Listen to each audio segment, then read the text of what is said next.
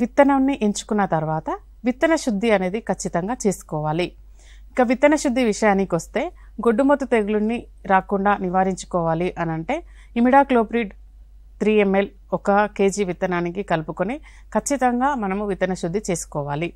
విత్తన శుద్ధి చేసుకున్న విత్తనంకి మనకి 28 నుంచి 30 రోజుల కాలం పంట కాలం వరకు ఈ ఏదైతే మనము ఇన్సెక్టిసైడ్స్తో మనము పురుగు మందుతోని మనము విత్తన శుద్ధి చేసుకుంటామో ఈ 30 రోజుల కాలం వరకు కూడా ఈ మందు ప్రభావంగా చూపిస్తుంది.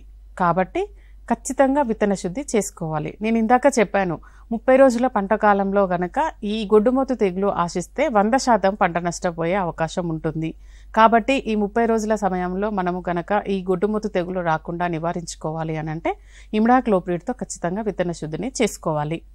ఇక విత్తుకున్న తర్వాత చుట్టుపక్కల అంటే ఎక్కడ విత్తుకోవాలి అని అంటే చుట్టుపక్కల మనకి నీడ లేని ప్రదేశాలు ఎంచుకోవాలి. అదేవిధంగా కొబ్బరి తోటలు, ఆయిల్ పామ్ తోటలకి మధ్యలో విత్తుకోకూడదు.